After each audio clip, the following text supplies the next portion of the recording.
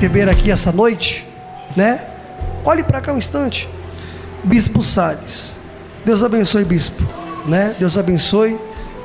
A gente conhecemos através do nosso amigo Natalino, que também é uma bênção. E seja bem-vindo a essa casa. Acredito que não vai ficar só nessa vez. Vamos trazer mais. Irmãos, ele será o ministro dessa noite, né? Também novamente estamos tendo a honra de receber nosso irmão Natalino. Sempre quando pode estar conosco, nos ajudando. Deus abençoe ele, o trabalho dele, que tem sido uma benção. A igreja também, você que pode, fique de pé. Vamos estar orando pela vida do pastor, que vai ser o porta. Irmãos, outra coisa, fale assim para os irmãos: não converse comigo, né? Vou pedir, segura só esses instantes, não vá no banheiro, não toma água, porque eu tenho certeza, Deus vai falar com você hoje aqui. Amém? Quantos têm certeza? Levante a mão. Isso. Senhor Deus e Pai, quero apresentar o teu servo, pastor Salles, nas tuas mãos agora. Deus, usa ele, Pai, como o Senhor sempre tem usado, por onde que ele tem passado, Senhor. Deus, usa ele mais uma vez, Pai. Deus, enquanto o teu servo estiver ministrando, Senhor, o Senhor tem a total liberdade para curar, libertar, restaurar, dar vitória, para a honra e glória do teu nome. A igreja que tiver com a mão vazia, receba o homem de Deus com as palmas bem forte, e é para Jesus.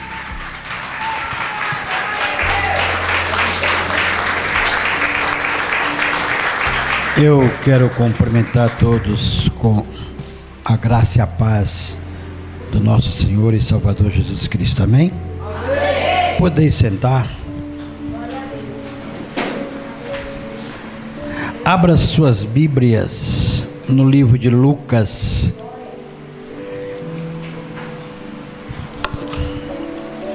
Lucas capítulo de número 7. Eu queria falar sobre sonhos, projetos. Quantas pessoas tiveram um sonho e seu sonho virou um pesadelo? Quantas pessoas sonharam com algo e não aconteceu?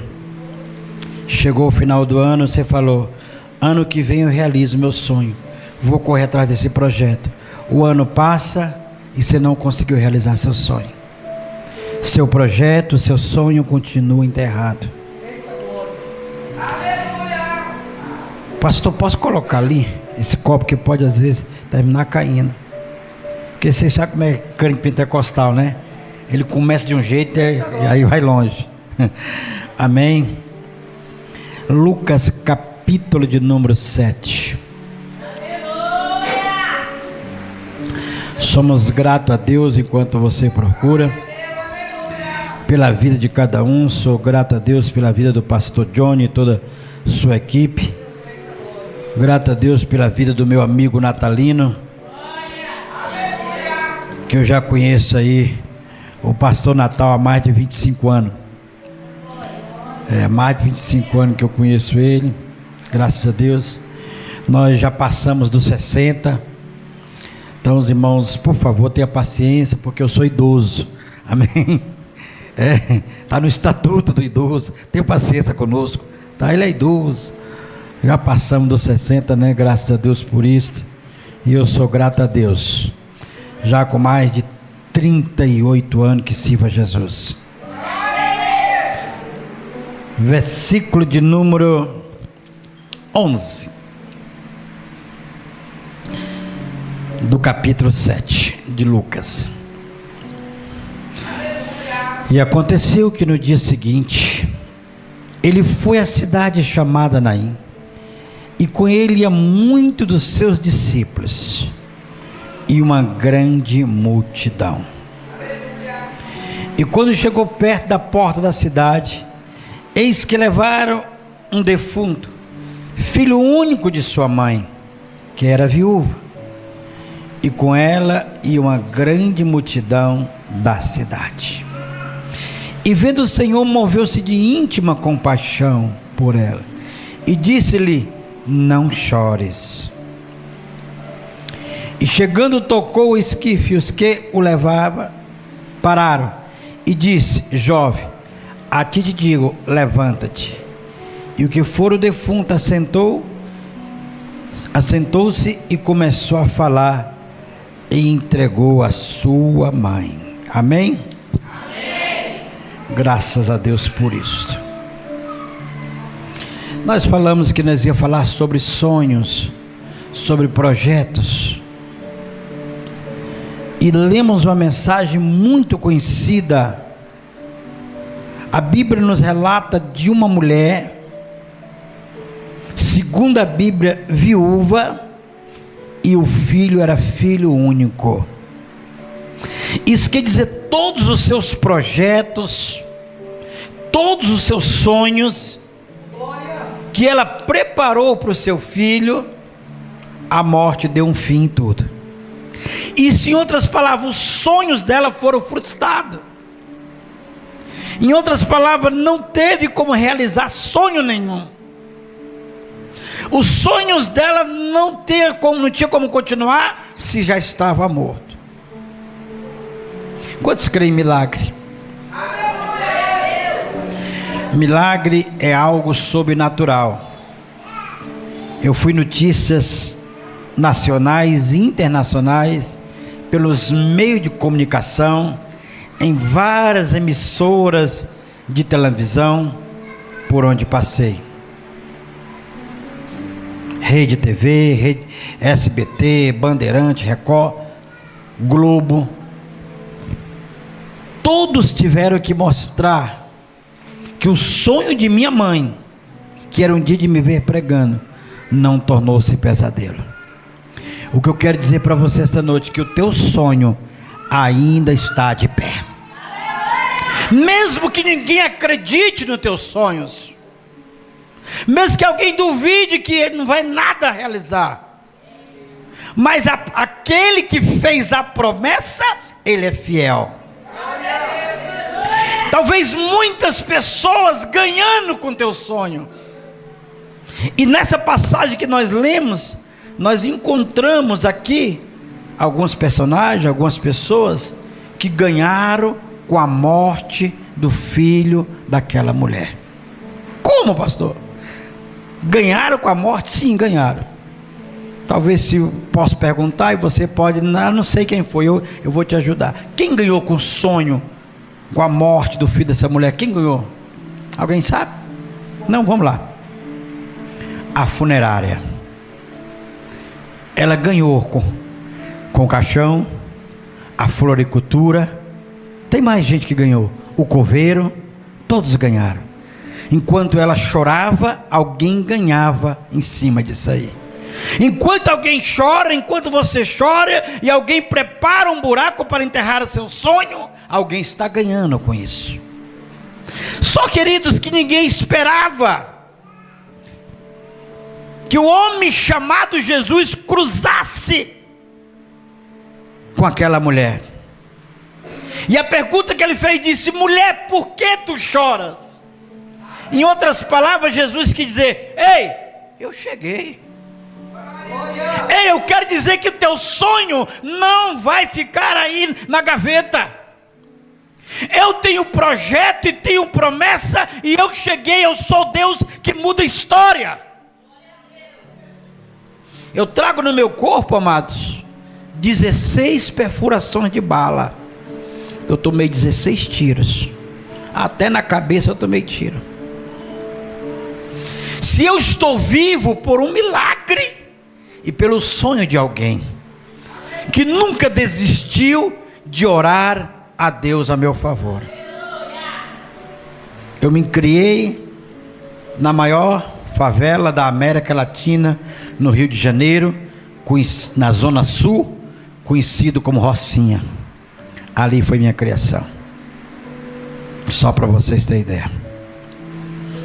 Eu sou ex-líder e fundador. Porque não existe ex-fundador. Fundador é fundador. Não existe ex. Existe ex-traficante, ex-assaltante, mas não existe ex-fundador. Porque ele fundou, então não é ex-fundador. De uma facção por nome do Comando Vermelho. É isso que você acabou de ouvir. Recebi uma condenação pela justiça brasileira a 300 anos e 6 meses de cadeia. Filho de pastor, filho de crente. Um dos maiores assaltantes de banco dos anos 80. Um dos maiores traficantes de droga. Fui procurado pela uma das polícias mais importantes do mundo, que quando eles querem fazer, eles vão lá e arrancam o cabra, o FBI. Só para vocês terem ideia. Por tráfico de droga internacional. Fui treinado em Medellín, Colômbia, por Pablo Emílio Escobar Galerim, mais conhecido como Pablo Escobar. O homem que vocês estão vendo é um milagre, um sonho de alguém que um dia sonhou e creu na promessa que um Deus fez. Talvez você veja aqui esta terça-feira, nessa terça profética, nessa terça de milagre, dizendo: para mim não tem mais jeito, eu estou no fundo do poço, já fiz de tudo e nada aconteceu. E quem sabe Deus não permitiu que eu viesse aqui esta noite para dizer para você: não pare de orar. A lei tocou de faz. Não desista, porque o teu sonho ainda está de pé. Não pare, porque estão tentando enterrar teus sonhos. Mas o homem chamado Jesus vai dizer assim: não chore, eu cheguei. Eu estou aqui para mudar a tua história. Eu estou aqui para provar que eu sou Deus. Queridos, eu não vou ser muito longo por causa do nosso horário, amém? Mas eu vou fazer aqui uma promessa em cima do altar. E crente, irmão, tem que ser sim, sim, não, não, amém? Eu prometo para os irmãos que eu não passo da meia-noite. Vocês podem ter certeza disso, amém? Então, esquece o relógio, que já sabe que antes da meia-noite eu estou parando. Então, prometo que eu não passo da meia-noite, não. Amém? Amém. Diga amém. Amém. E os que não gostaram, diga amém também. Viu? Até quem não gostou falou amém. Eita glória, que maravilha. Amados, há pouco tempo atrás, há uns 5 anos atrás, o mundo todo parou com Covid. Eu tenho um pulmão. Eu só tenho um pulmão. O outro foi estourado de bala em tiroteio com a polícia. Eu só tenho um rim. Trago platina sobre a minha perna esquerda. E o Covid me pegou. Porque eu não peguei Covid. Foi ao contrário. Ele que me pegou. E eu fui parar dentro de um hospital. Família entrou em pânico. Minha filha, a mais nova, a esposa, todos se preocuparam e disseram: pronto, o Salles agora vai embora. Todos achavam que ali seria o fim da minha história. Eu fui entubado. Quando o médico falou para minha esposa que eu precisava ser entubado, eu estava com 85% do pulmão comprometido. Eu tinha 15% de vida. Com um pulmão, tinha 15% de um pulmão, porque o outro já não tinha mesmo. O outro pulmão não funcionava. No dia seguinte, eu cheguei a 99%. 1%. O médico de um dia para o outro já baixou 14%. Ontem ele estava com 85%, hoje ele está com 99%. Não tem como escapar. Ou nós entubamos agora e vamos ver o que acontece, ou vamos esperar ele morrer em cima de uma cama, porque os remédios não fazem efeito na vida dele. Emagreci quase 30 quilos em um mês. 1 quilo por dia. Sem comer, tosse, não sentia cheiro de nada, paladar de nada. Injeção em uma injeção, rasparam minha cabeça para pegar veia, não tinha mais onde pegar veia. 3 soros de um lado, 3 soros de outro, todo dia era injeção. E um dia um médico chegou para mim e disse: seu Salles, nós vamos te entubar. E eu disse: quem autorizou você me entubar? Porque a conversa no começo era essa: todo mundo que entubava morria. Quem? Sua esposa autorizou. Eu disse: Jesus, tem misericórdia. Ela quer ficar viúva para casar de novo. Não deixa não, Jesus. Não deixa eu morrer não. Deixa não. Deixa não. Minha esposa, com todo respeito a todas que estão aqui, minha esposa é a mais bonita. Ganha de vocês todas. Amém? Oxe, é minha esposa? Eu vou falar que ela é mais feia? Não posso. Ela não é. Tem que cuidar daquilo que é meu. Muito bonita minha esposa. Até hoje eu não sei nem o que ela viu em mim. Só para você ter ideia, eu sou mais velho que a minha esposa 20 anos. É mole? Quando eu tinha 20 anos, minha esposa estava nascendo. Ainda tem gente preocupada porque a bênção está demorando. Talvez sua bênção nem nasceu ainda. Talvez sua bênção nem nasceu. E você, pastor, não aguenta mais esperar. Calma. Não é? Como diz o baiano. Oxi, oxi, oxi, oxi. Espera. Tu tem promessa. Quando eu tinha 20 anos, minha esposa estava nascendo. Só para vocês terem ideia. Eu estava preso e minha esposa com 1 ano de idade. Olha aí como é que Jesus faz. E tem cabra que fica falando assim: ah, eu acho que não vai acontecer mais nada. Aconteceu comigo. Amém? Minha esposa hoje está com 40 anos, 42, e eu com 62. Pronto.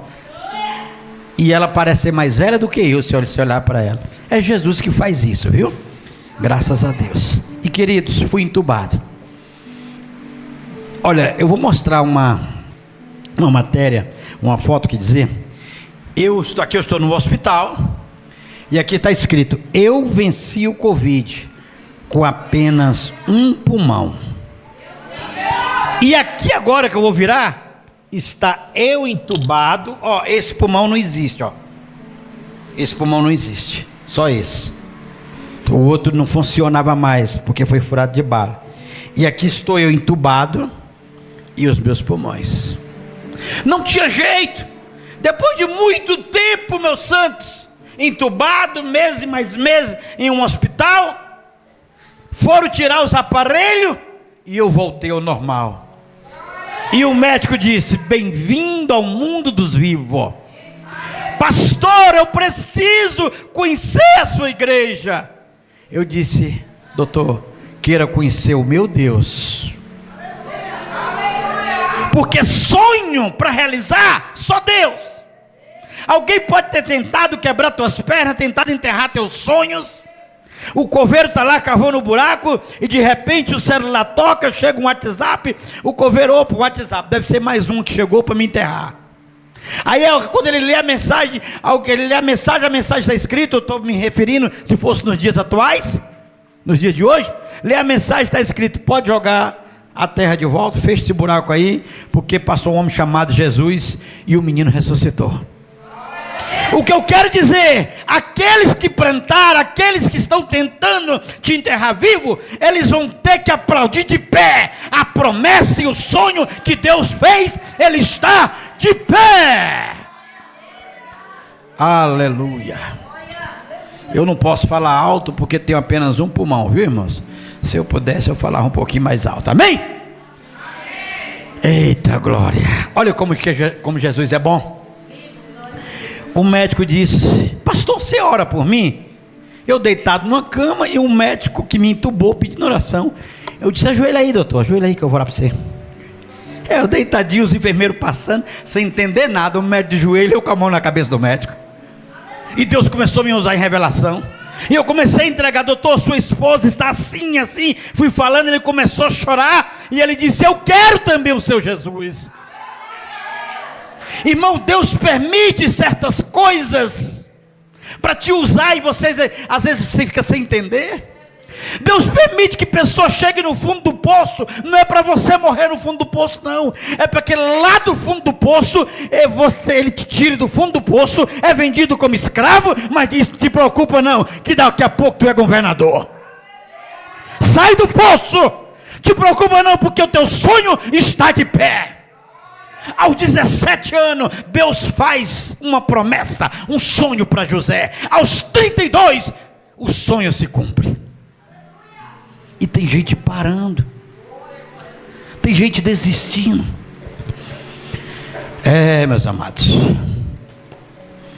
irmãos, eu não vou mostrar tudo, são muitos jornais que tem aqui, bastante mesmo. Olha, ex-chefe do Comando Vermelho conta como se tornou pastor. Contra fatos não existe argumentos. Bíblia virou arma de ligeirinho. Condenado a mais de 300 anos de cadeia, hoje liberto por Jesus. Deixa eu ver outra matéria aqui. Tem muita matéria. No dia 31 de dezembro do ano de 85, nós paramos o Brasil. O que eu vou me referir aconteceu em Guarulhos também. Só que não foi bem sucedido, mas aconteceu em Guarulhos, que eu estou me referindo. Foi a fuga cinematográfica, quando o helicóptero pousou aqui no presídio de Guarulhos para resgatar um preso. Aconteceu isso em Guarulhos. A fuga cinematográfica para resgatar um parceiro meu, por nome de José Carlos dos Reis Ensina, vulgo Escadinha. A fuga mais espetacular ocorrida numa cadeia brasileira. Olha como é que Deus faz. Fundador do Comando Vermelho muda de vida. O homem que fundou uma facção hoje prega o evangelho para restaurar vidas. Fui capa de uma das maiores revistas do nosso país. Muitas pessoas já ouviram falar da revista, que é a revista Veja. Eu estou aqui com outros companheiros e ela traz um tema: a fé contra o crime. A fé contra o crime. Deixa eu passar mais duas aqui, tem mais jornais, mas não vou mostrar tudo não. Assassino, ladrão de banco e traficante, hoje prega a palavra do Senhor Jesus. Se você olhar para minha cara aqui, olha como é a cara do homem sem Jesus. Irmãos, quando as pessoas olhavam para mim na rua, eu não falava, é um assalto, não precisava nem falar isso. Só as pessoas me ver, já metia a mão no bolso e me davam o dinheiro. Eu já tinha cara de assalto, só para vocês terem ideia. Eu cheguei a um ponto que nem o diabo entrava mais em mim, era eu que entrava no diabo. Eu cheguei a deixar Satanás endemoniado. Só que minha mãe e meu pai nunca desistiram de orar. Mamãe estava sempre com seus joelhinhos no chão, dizendo: Jesus, transforma, liberta, salva o meu filho, realiza meu sonho. E Deus falava: minha filha, não te preocupa, tu não vai descer a sepultura enquanto o teu sonho não for realizado. Isso é Deus, irmãos. E tem pessoas desistindo, tem pessoas trocando Jesus por coisas tão pequenininhas. Tem pessoas dizendo: eu vou desistir, não vou na igreja mais não. Tem crente até tirando férias de Jesus. Pastor, eu vou tirar umas férias em casa. Não, férias se tira quando viaja, não em casa. Vou tirar umas férias em casa, vou ficar um dia. Não tem? Tem uns que diz assim: pastor, eu vou congregar em outro lugar. O pastor diz: irmãos, vamos orar porque fulano de tal saiu, vamos fazer um culto de ação de graça. Porque ele ter saído. Tem crente que é besta, mas tem crente, irmãos, que a gente suporta ele para a gente ir para o céu, viu? Só, mas é tribulado. Só Jesus. Eu tenho passado por isso. Eu já tenho um bisneto, tá? Minha filha mais velha tem 45 anos, mais velha que minha esposa. Minha filha mais velha. Marcelo tem 25 que é meu neto, e meu bisneto tem 6 aninhos, graças a Deus. Sou avô e bisavô. Aleluia. Olha, é só Deus fazer isso. Eu jamais imaginava que chegava a idade que cheguei hoje. Quem faz isso é Jesus. Mas o teu sonho está de pé. Amados, eu não sou carioca, tá? Não sou carioca. Eu nasci num dos melhores estados do Brasil, ou por dizer o melhor, né? Cada um puxa sardinha, braço para sua sardinha. Pela cabeça os irmãos percebem mais ou menos o que é que eu sou, né, irmãos? Eu sou cearense com muito orgulho. Graças a Deus, sou lá do norte, com muito orgulho. Minha mãe consagrou minha vida a Deus, e eu deixei a casa dos meus pais. Por que eu deixei a casa dos meus pais? Porque eu me envolvi no espiritismo. Irmão, quando a pessoa vem falar de espiritismo, da umbanda, quimbanda e candomblé, pode até falar, mas fale para quem conhece. Eu conheço porque eu tive lá dentro. Eu conheço porque eu cheguei ao 3º escalão da magia negra. Eu conheço porque eu fui bruxo dentro da feitiçaria. Então eu sei como é que funciona o espiritismo. Eu conheço porque eu cheguei ao cemitério violentar a sepultura de pessoas que já estavam mortas, a pedido dos demônios, dos caboclos de orixá, e se alimentar com carne podre, com carne humana. Eu conheço porque eu fiz trabalho de separações de casais, eu fiz trabalho para pessoas ficar doentes, eu fiz trabalho para pessoas entrarem nas drogas. Cheguei ao fundo do poço da feitiçaria. E de todos os trabalhos que eu fiz um deles, que foi contra meu pai e minha mãe, que é o voodoo. É magia negra, é trabalho africano. Peguei agulhas, enfiei em 2 bonecos de voodoo que representavam meu pai e minha mãe. E para surpresa minha e dos outros feiticeiros, meu pai e minha mãe não sentiu nem dor de cabeça. Macumba não pega em crente. A minha Bíblia diz: 1000 cairão ao teu lado, 10.000 à tua direita, tu não serás atingido. O que a Bíblia diz? Tu tens sonho. O trabalho da feitiçaria, o trabalho da magia negra, o beiju, o molum, o babaleô, nada vai te alcançar, porque você tem um Deus maior do que tudo. Lá e tocou de face. Amanhecer do dia, esperava que meu pai e minha mãe tivessem falecido, e para surpresa minha, papai não sentiu nada. E os demônios falaram: macumba não dá jeito na vida do seu pai. Foi quando eu deixei o espiritismo e caí no mundo das drogas. Quando eu caí nas drogas, não existia PCC, não existia FDN, não existia terceiro comando, não existia ADA, não existia comando vermelho, só existia a falange vermelha dos anos 70. Acabava-se a falange, nascia o comando vermelho. O comando vermelho é bem mais velho do que o PCC. Antes do PCC existir, o comando vermelho já aprontava aí. E com 14 anos, quando eu fui preso aos 12 para 13 anos, no artigo 157, assalto à mão armada em seguida por latrocínio, roubo em seguida de morte, o primeiro assassinato.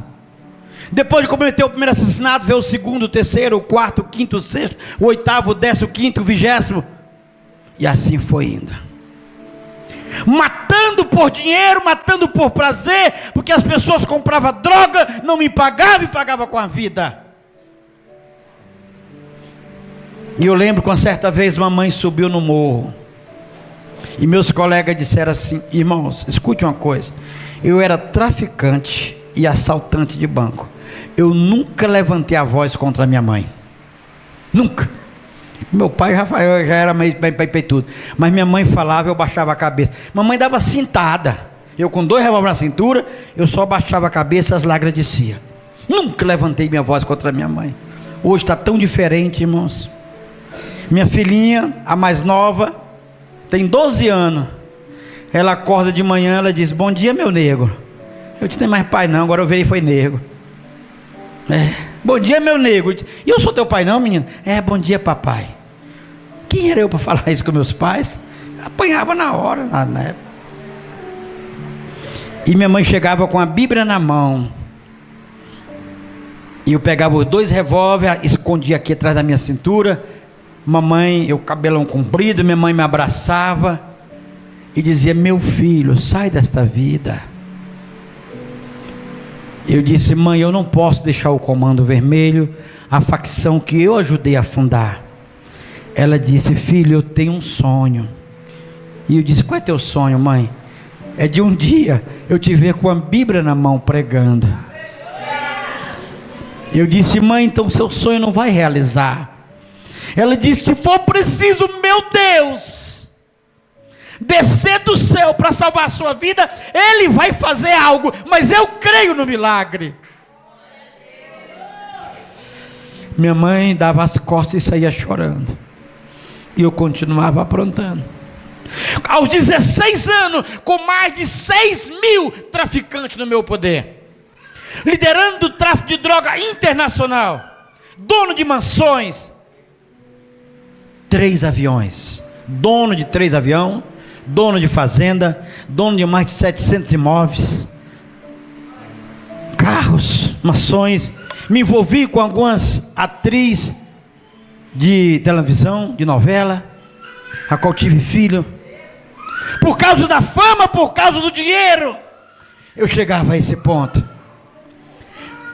Mas ali na Ilha do Governador, nós temos ali, Ilha do Governador, é zona norte do Rio. Eu abri um ponto de droga. E o ponto de droga começou a dar retorno. Só que depois de alguns meses, abriu-se uma igreja. E a igreja era assim, ponto de pregação. Nem igreja não era um ponto de pregação. E muita gente que vinha comprar droga nas minhas mãos, ia para a igreja, e se convertia, e parava de comprar drogas. E eu dizia para meus colegas: por que caiu a frequência? Meu colega dizia: não, porque teve uns crentes aí, vem um pastor para cá, e ele está tomando nossa clientela. E eu disse: então vou colocar esse pastor para correr. Eu com o cabelo comprido, talvez aqui as pessoas, vocês não lembram, mas nós tínhamos uma roupa na época que chamava-se calça de boca de sino xadrez. Alguém lembra? Só os irmãos da terceira idade. Terceira idade lembra, viu? Eu tinha uma calçona daquela, né? Bonito. E quando eu cheguei lá, eu disse: o senhor que é o pastor dessa igreja? Ele disse: sim. Eu disse: pastor, eu sou chefe do Comando Vermelho, eu tenho 6.000 traficantes no meu poder. Se eu der uma ordem para um dos meus soldados vir aqui, eles vêm, toca fogo na sua igreja e te mata. Mas eu não vou fazer isso não, eu vou lhe dar um prazo. O senhor tem 24 horas para fechar a sua igreja, 24 horas para sumir do morro. Ao contrário, eu mesmo venho e eu mesmo lhe mato. Eu não vou mandar ninguém não. Ele olhou para mim e disse: moço, espera só um pouquinho, eu vou lá dentro conversar com o filho mais velho de irmã Maria. Você conhece? Fui lá conversar com o filho mais velho de irmã Maria. Ele está vivo, sua mãe chama Maria, seu nome é Jesus. E disse: falei com Jesus, e Jesus falou comigo: meu filho, fica aqui, diga para ele que você não vai sair. Aí ele disse: olha, falei com Jesus e Jesus mandou eu ficar. Sabe o que eu respondi para ele? Então Jesus não gosta de você não, porque você vai morrer. Então Jesus não gosta de você. Amanhã 10 horas eu retorno aqui. Se tiver aqui, vou tocar fogo na sua igreja e morre o senhor e toda a sua família. Você está tomando a minha clientela, você está atrapalhando o meu tráfico de drogas. Pergunte para mim, pastor. A igreja continua até hoje, cresceu, foi um igrejão. De ponto de pregação, foi uma grande missão. Só que eu retornei. No dia seguinte eu saía com o revólver para tirar a vida daquele homem. E quando eu estava chegando, meu colega dizia: chefe, deram essa foto aqui para nós matar esse moço aqui, mas a gente não vai matar não. Eu dizia: por quê? Ele dizia: chefe, é crente. Eu disse: o que tem? Chefe, quem mata crente fica com 7 anos de azar, e se for pastor é 14. 7, 7, 14, pronto. E eu disse: deixa eu ver a foto. Então deixa que eu mesmo vou. Avisa para o pastor que eu vou mostrar o serviço para vocês, que não vou ficar com azar, e quando eu voltar, se ele estiver aí eu completo o restante. Lá vai eu. Quando eu cheguei na casa, aquele moço que pagaram para isto, ele disse para mim, eu disse: a paz do Senhor. Que paz do Senhor, irmão? Não tinha paz não. E ele pediu um copo com água, ele foi buscar. Ao retornar, eu estava com um revólver na mão, Taurus. Na época tinha as 2 armas mais conhecidas, eram o Taurus e o Ross. E eu com o revólver na mão. Ele disse: o que é isso? Eu disse: pastor, sou chefe do comando vermelho, fui pago para lhe matar, o senhor vai morrer. Ele levantou a mão para cima e disse: Satanás, eu quero dizer uma coisa, que a minha vida pertence ao Senhor Jesus, e você não tem autoridade sobre ela. Olhando para aquele pastor, com meus olhos azuis, como estou olhando para você, amém? Você pode dizer: bicho, você não tem olho azul. É porque você está vendo pelo olho da carne. Olha pelo olho da fé, que meu olho é azul. Amém? Oxe, eu sou crente. Que o Covid quis comer e não comeu. Olhando com meus olhos azuis, como estou olhando para você hoje. Em volta daquele pastor, formou-se assim, ó. É como se alguém pegasse um giz e fizesse um círculo em volta. E ali abriu-se uma rachadura no meio daquele círculo. Irmãos, um fogo começou a subir e ficou à altura, não tinha lenha, mas tinha fogo, a altura de 1,10 m de altura. A minha vontade era de correr, mas não tinha força para correr. Vai, endemoniado, mexer com crente. Enquanto o fogo subia, eu com a arma na mão comecei a tremer. Minha vontade era de correr, mas as pernas pesaram. A esposa do pastor chegou, colocou a mão sobre o seu ombro. Ao colocar, o fogo aumentou mais ainda, e o medo também. Aleluia. Teu sonho vai sair do papel.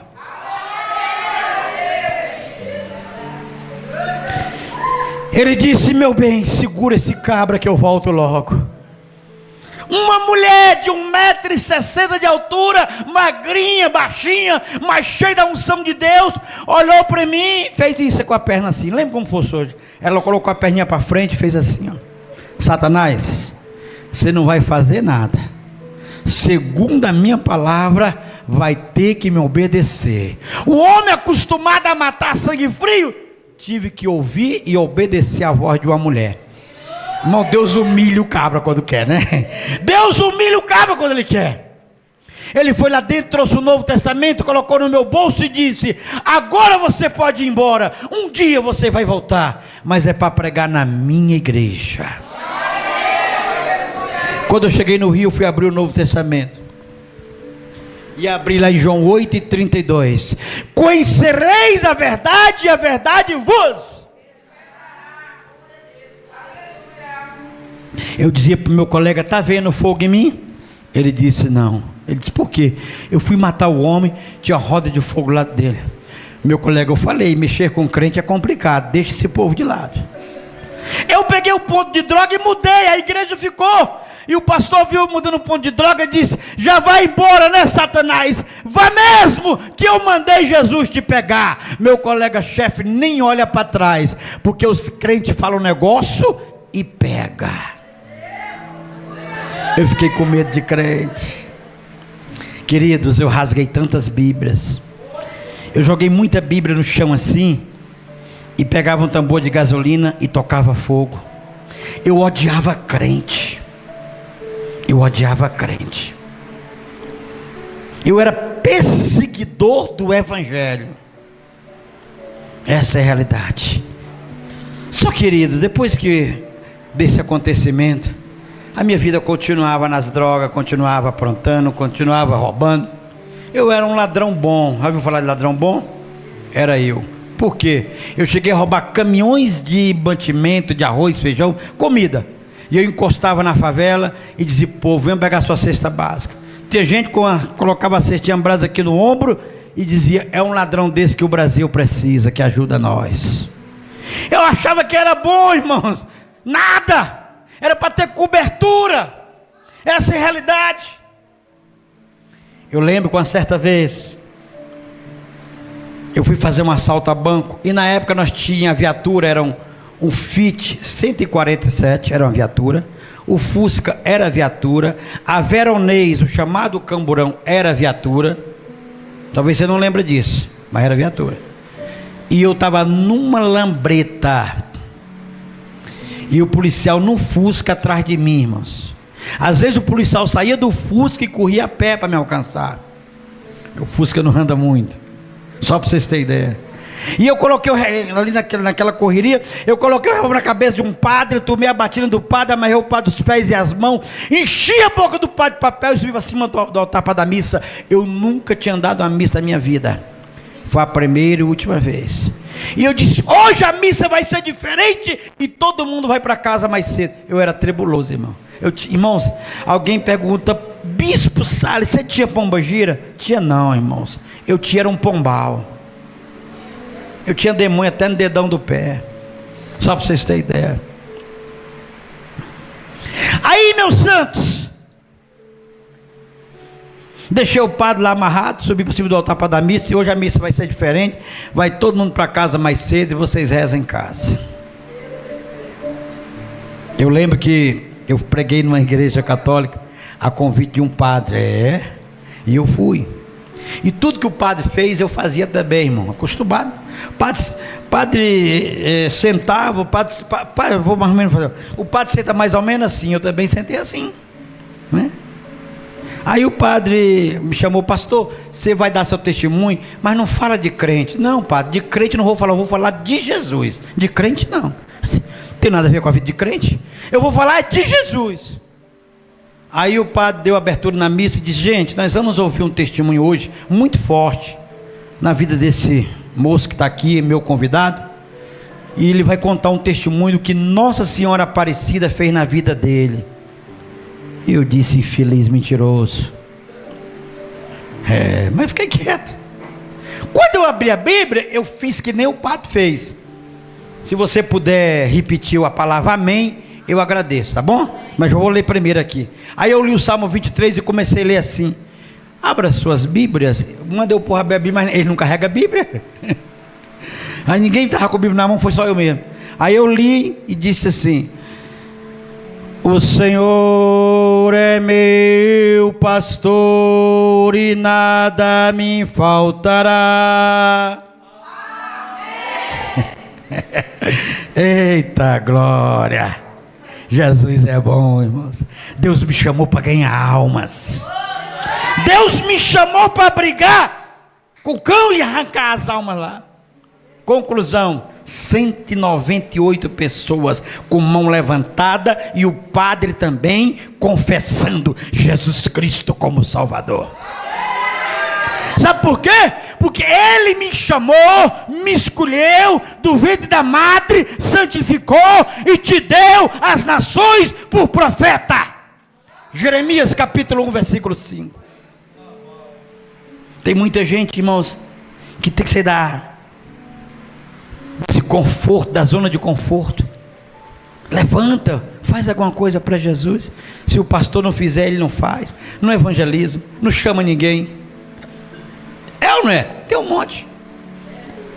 Você recebe muito convite para pular carnaval, recebe convite para ir para o barzinho, recebe convite para ir lá para o risca-faca. Não sei se aqui em Guarulhos tem risca-faca, tem?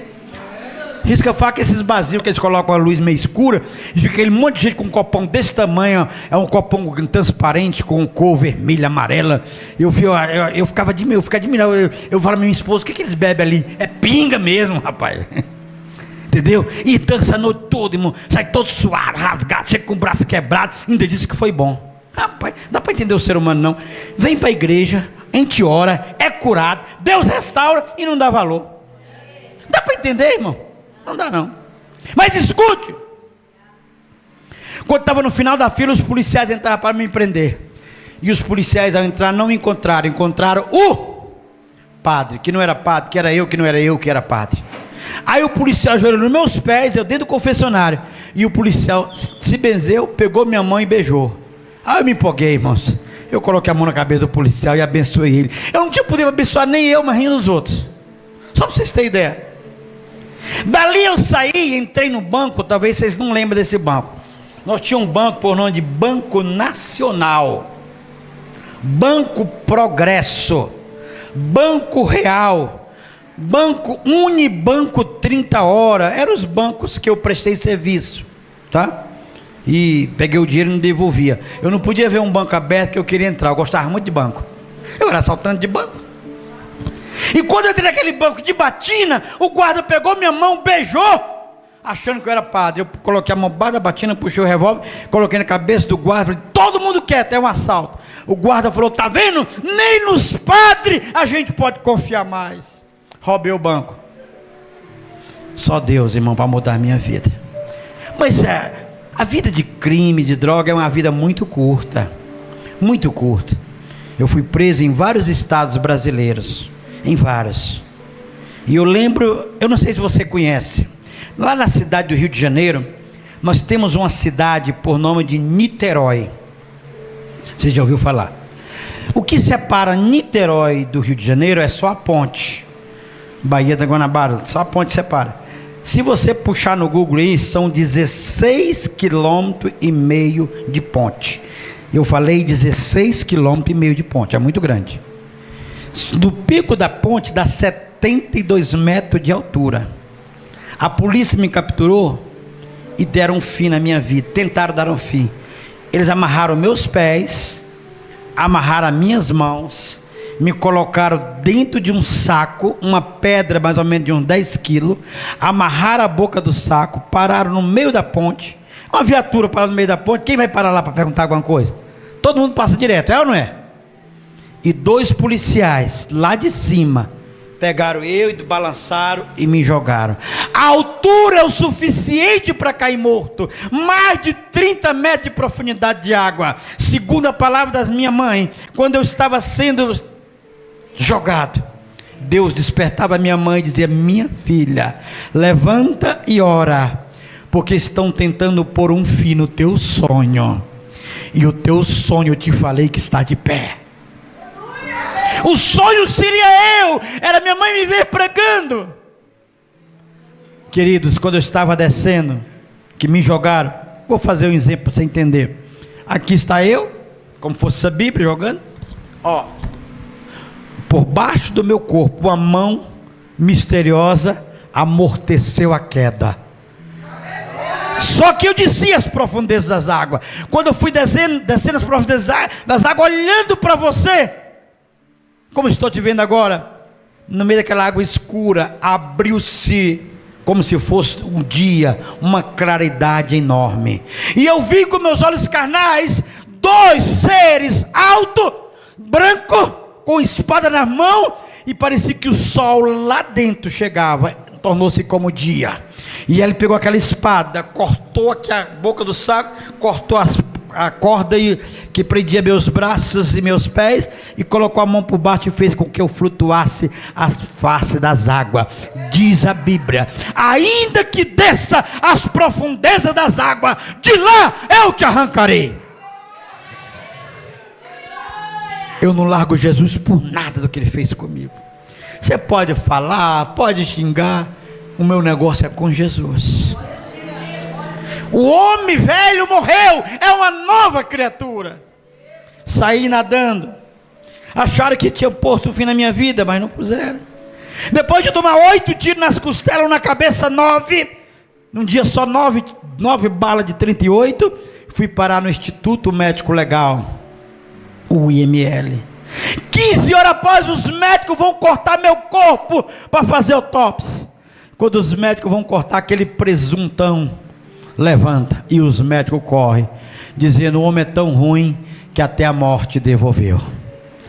Era sonho que não podia morrer. Era sonho que alguém tinha cavado um buraco para enterrar, mas o homem chamado Jesus ia passar por ali. O que você tem esperado de Deus? Pastor, tem orado tanto e as coisas não mudam. Pastor, tem pedido tanto. Outro dia alguém chegou para mim e disse, pastor Sara, eu tenho tanta vontade de morrer.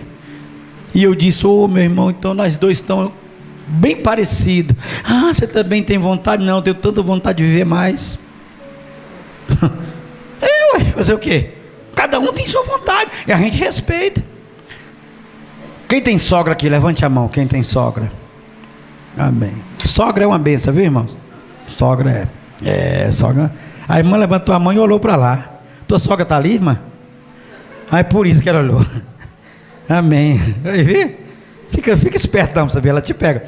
Amém? Quando eu saí do hospital, que me levaram para casa, Na hora que eu cheguei em casa, um pastor que foi me buscar, eu não conseguia andar, ele me levava nos braços. Fiquei na cadeira de roda. Quando ele me colocou na sala, que me colocou no sofá, eu olhei de lado, tinha um caixãozão enorme assim, irmão.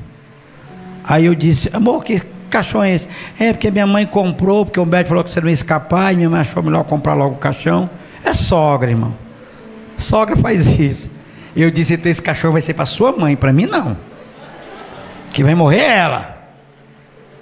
Ei, querida, o negócio é complicado.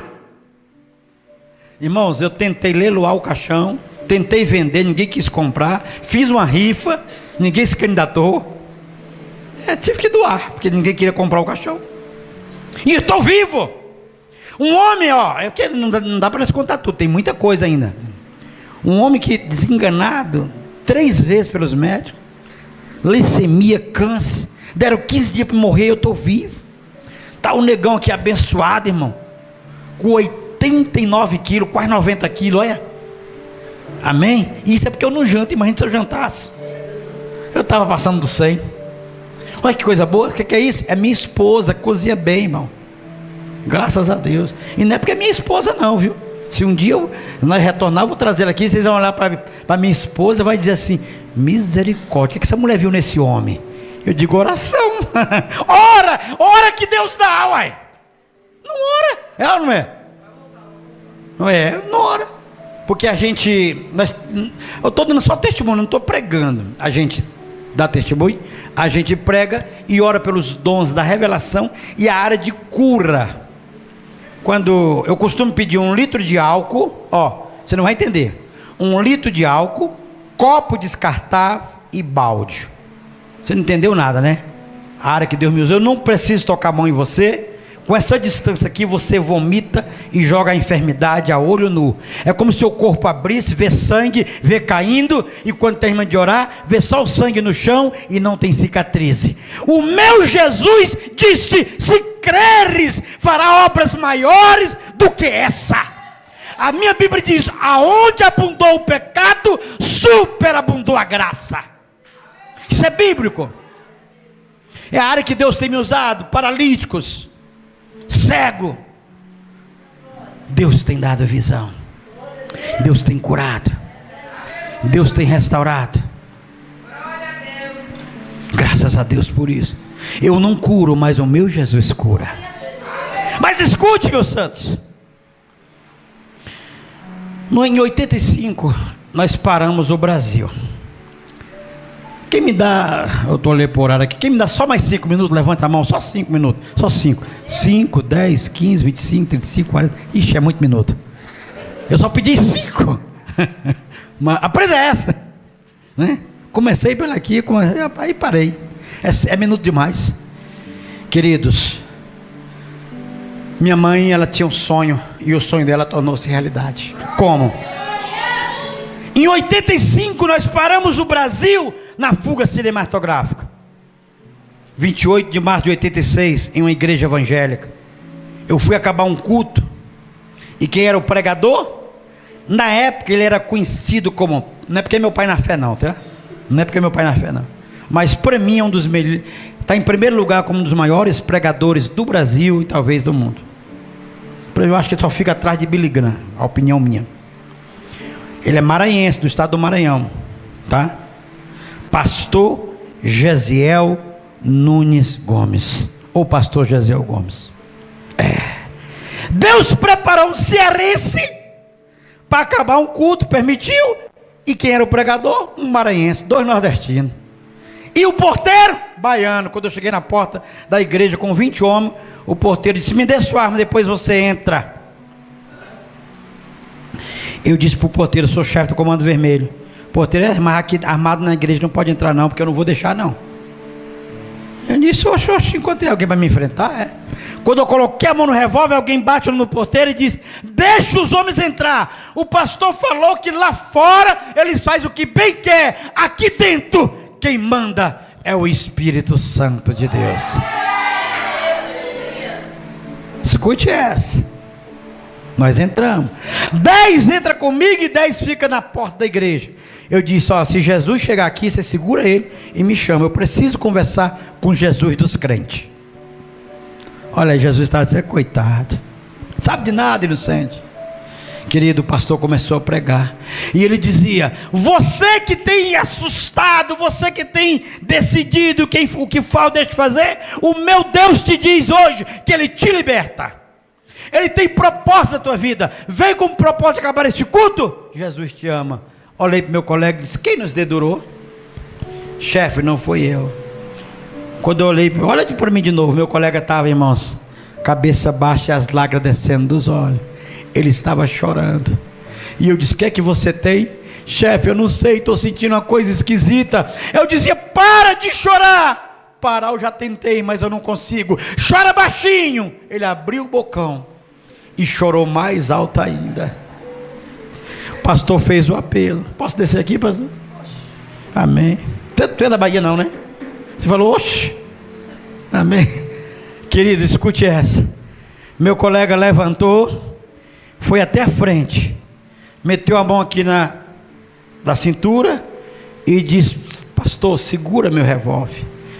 Deixou o revólver dele lá e eu fiquei só olhando. Aí ele virou-se e disse assim: chefe, olha para esse rapaz bonito aqui, amém? Falei que o moço é bonito, ele nem riu. Meu Deus. Amém, meu filho? Isso, agora ele riu, né? Falei que é 2 vezes. Aí ele disse assim: chefe, se quiser me matar, chefe, pode matar. Eu quero ser crente. E deu as costas para mim. Eu coloquei a mão no revólver para atirar no meu colega dentro da igreja. O ódio entrou dentro de mim. Quando eu coloquei a mão no revólver, o pastor falou: moço, lá em Friburgo, moço, tentei comprar irmão para Jacarezinho, para Chavinense, Rocinha de Gajarão, moço, Flamengo, moço, Cantagalo, moço do Borel, moço do Macaco, Vila Cruzeiro, Vila Pavão, Jacarezinho, para de Lucas. Lá tu faz o que bem quer. Aqui dentro quem manda é Jesus.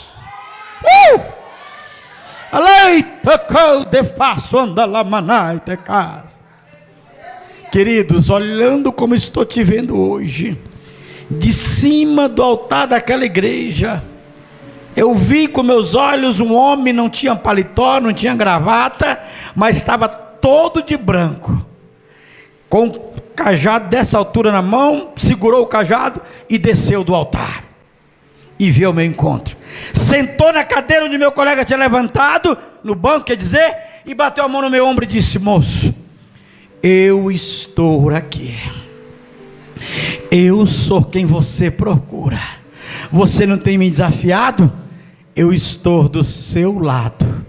Eu baixei a cabeça e eu comecei a chorar. O homem que decidia quem tinha que morrer, quem tinha que viver, agora chorava. E eu consegui saltar a mão do revólver e levantei a mão para cima e eu disse: eu quero Jesus como Salvador. Queridos, meus pais tinham retornado para o Nordeste, não estava mais no Rio de Janeiro, mas lá no Nordeste, no dia 28 de março de 86, onde eu estava entregando a minha vida, 3 meses após a fuga cinematográfica, foi em 85, Deus falava com a minha mãe assim, palavra profética. A mulher saía do lugar dela, vinha marchando, chegava pegava na mão da minha mãe e dizia: mulher, eu te fiz uma promessa há 22 anos e hoje eu estou trazendo teu filho para minha obra. Eu te disse que teu sonho não ia virar pesadelo. Eu estou restaurando, salvando e vou usar nas minhas mãos para tu saber que eu sou o teu Deus. Minha mãe chorava, mas a notícia demorou chegar até ela, que eu tinha conhecido Jesus. Eu fui preso, penitenciária de segurança máxima, Bangu 1, Rio de Janeiro, zona oeste do Rio. Ali da penitenciária eu comecei a pregar o evangelho. Eu dizia para os presos: quer ser crente? O preso: não, porque crente não presta. Eu dizia: irmão Edivaldo, foi que aceitou Jesus comigo, dá uma gravata no pescoço desse cabra, ou ele aceita Jesus, ou nós mata. Meu colega pegava o preso pelo pescoço, e eu dizia: quer ser crente? Não, aperta o pescoço dele, vai morrer. E o preso, para não morrer, aceitava Jesus. Eu pegava minha Bíblia, irmão, batia na cara do preso, o preso pegava mais que pandeiro no samba, só via preso batendo com a mão assim, dizia: eu mudei de ideia, eu quero ser crente. Quem não vem pelo amor, vem pelo pescoço, mas vem. O diretor da cadeia gostou, irmão. Eu deixava o preso 1h30 de joelho, pastor Johnny. Tinha preso que dizia assim: meu joelho está doendo. Quem mandou você roubar? Fica de joelho, sem vergonha. Eu não pregava, eu xingava os presos, né? Batia. Vai, ladrão, sem vergonha. Era a minha pregação, não sabia pregar. E graças a Deus, abri o chuveiro e fui batizar os presos debaixo do chuveiro. Virei pastor na cadeia, sem querer. Depois eu fui consagrado, né? Mas lá dentro eu me achava como pastor. O diretor dizia assim, quando chegava outro preso, o diretor dizia: pega esse cabra e coloca lá na cela dos crentes. E dizia lá: meu amigo, ou você vira crente, ou os crentes te matam. Aí o preso falava: crente mata? Esses aí mata. São homens condenados a mais de 100 anos de cadeia. Doutor, como é que eu faço? Levanta a mão para cima, dizendo que quer ser crente e você não morre. Quando abria a cela, o preso entrava assim, ó. E eu dizia: o que é que você quer, meu filho? O que é que você quer, ladrão? Eu chamava o cara de ladrão, era cara dura. Chefe, eu quero ser crente. Eu disse: ah, então tá bom, é de Deus, vou orar para você. Aleluia. E Deus foi fazendo a obra. Irmãos, aconteceu um negócio comigo tão interessante. O pastor Rubens é um grande amigo meu, que mora ali no bairro Jaqueline, região do Butantã. A primeira vez que eu vim pregar aqui no Butantã, eu não tinha nem gravação, não tinha nem fita cassete. Eu comecei com fita cassete, que foi o meu amigo Natalene que gravou eu com fita cassete. Era fita cassete. Depois veio para CD, DVD, mas começamos por fita. Eu fui pregar no Butantã e dar meu testemunho. O moço sentou do meu lado, irmão, e bebo, irmão. Se deixar, ele quer até. Se deixar, ele sobe aqui e prega. O cara quando está bebo. É ou não é? Bebo é cheio de. E o bebo sentou do meu lado, aquele bafo de cachaça. E eu dizia: pastor, tem um moço aí, pastor, está perturbando demais.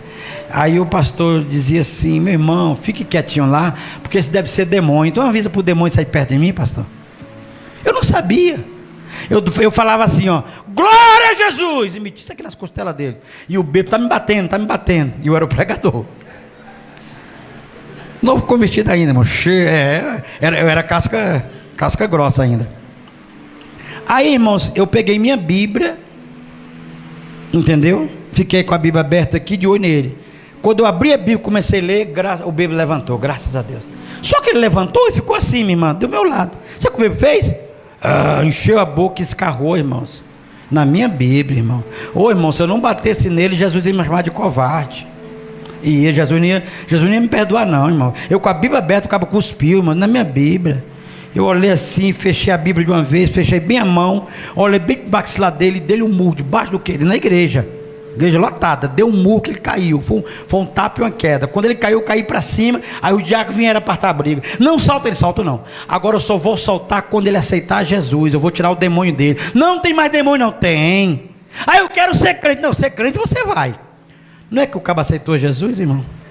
Aceitou. Depois de mais ou menos um ano, eu ligo para lá, e aí, varão?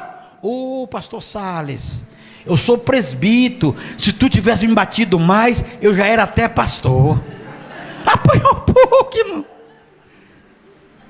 Hoje dirige a congregação do Jardim da Sena. Pastor, meu amigo.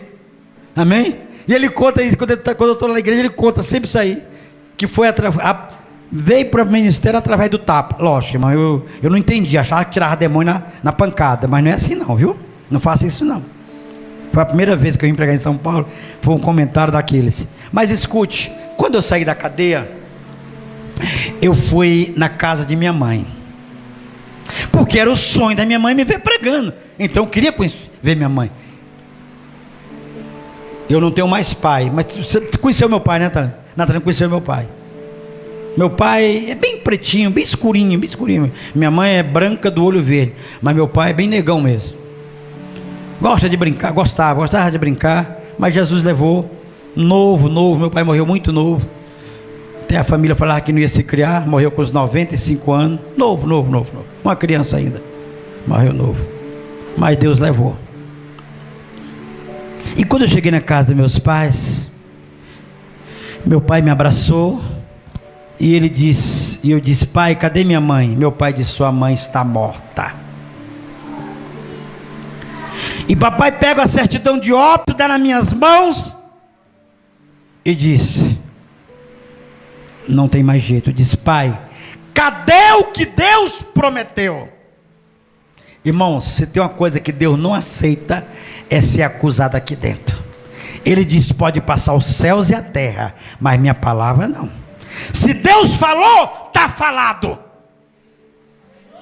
Eu entrei, talvez vocês não conheçam, há um tempo atrás no Nordeste, o povo velava o corpo em casa.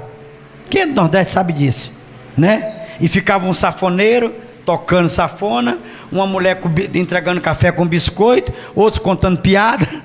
Parecia que nem tinha mais morto. O nordestino é assim. Eu acho que o nordestino tem um desvio, só pode ser, porque o tal morto lá está tudo rindo, brincando. E eu cheguei. Quando eu olhei para o caixão, minha mãe estava dentro do caixão. E eu disse: Deus, cadê o que tu falou? Deus falou comigo: vai para um lugar sozinho e vem falar comigo.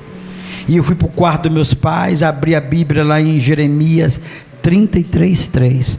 Clama-me e respondeste-ei coisas grandes e firmes que vós não sabes. E eu disse: Deus, era o sonho de minha mãe me ver pregando, e minha mãe está morta. Cadê o que tu prometeu? Deus falou comigo: meu filho, vai lá, coloca a tua mão esquerda na testa da tua mãe, a direita levanta para cima, invoca pelo meu nome e ordena que o espírito de vida volte para o corpo, porque se eu falei, está falado.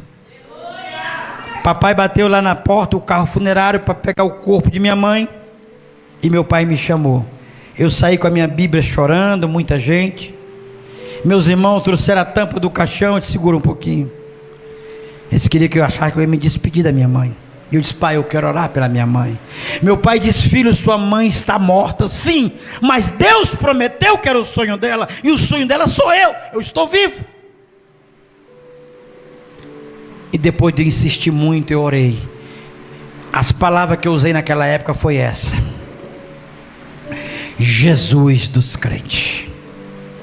Eu não sei se os crentes falam é algo real, não sei se esse caminho é verdadeiro, mas se for, Jesus dos crentes, faz que minha mãe volte, porque se não for, eu te aceitei para quê? É voltar por crime?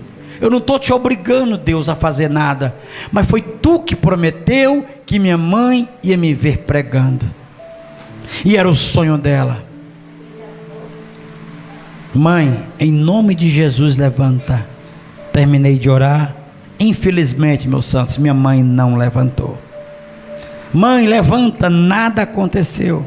Eu chorei, meu pai veio me abraçar, e meus irmãos trouxeram a tampa do caixão novamente.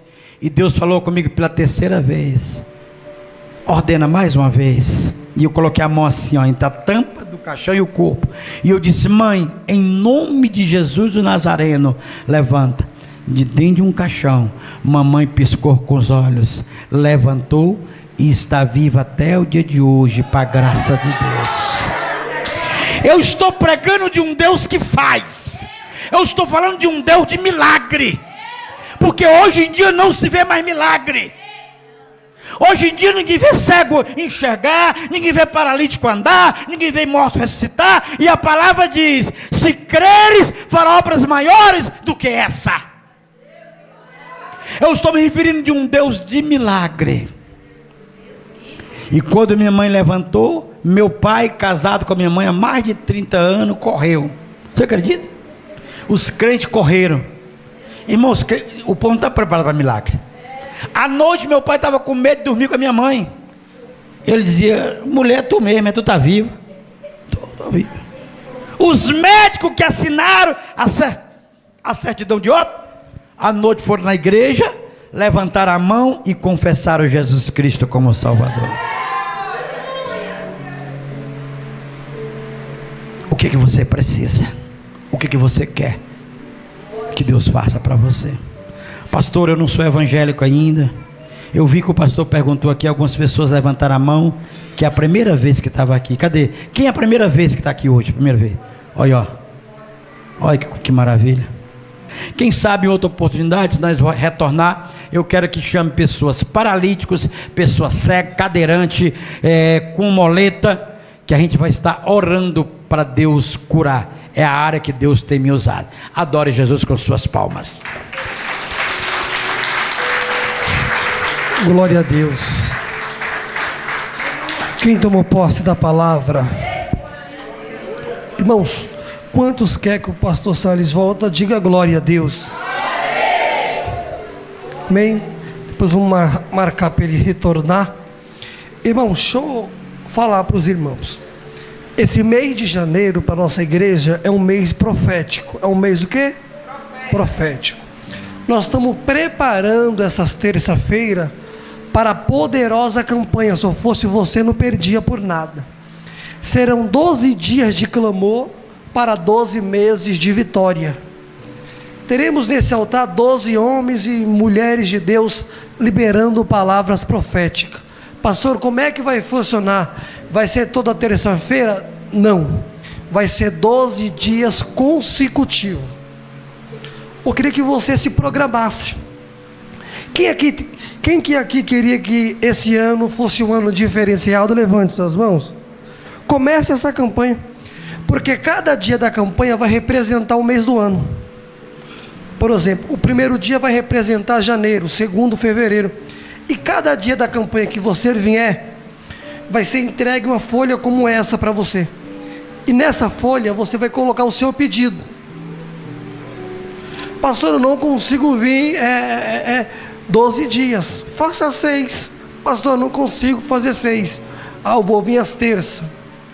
Mas eu tenho certeza que você vai ser abençoado.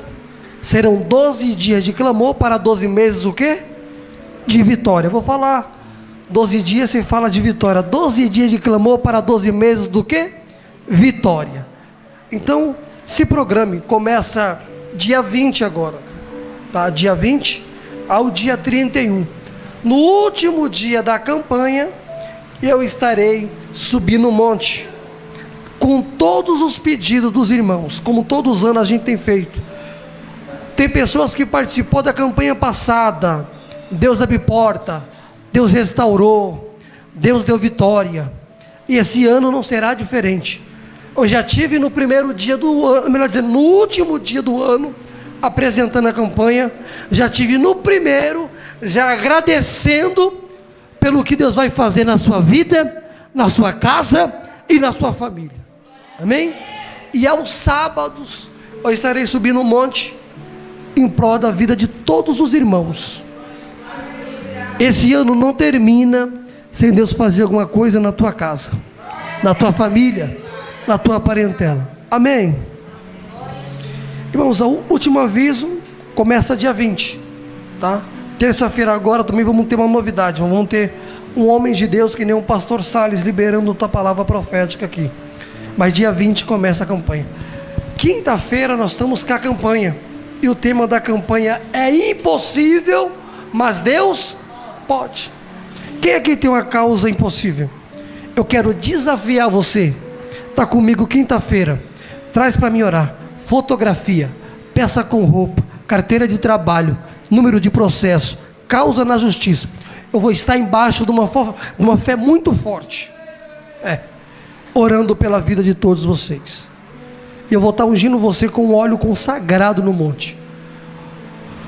Estive no monte consagrando um azeite juntamente com a minha esposa e as missionárias, e eu quero ungir você com esse azeite. Amém? Fique de pé em nome de Jesus.